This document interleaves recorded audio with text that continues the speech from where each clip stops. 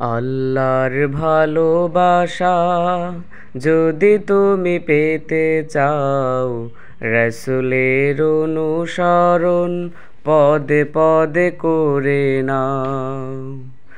তাকওয়ার শর্ত জ্ঞান অর্জন, তবেই তো ভয় আসে পাবে মার্জন, পাবে মার্জন। কোরআনের বাণীগুলো বেশি বেশি পড়ে নাও, আল্লাহর ভালোবাসা যদি তুমি পেতে চাও, রাসূলের অনুসরণ পদে পদে করে নাও।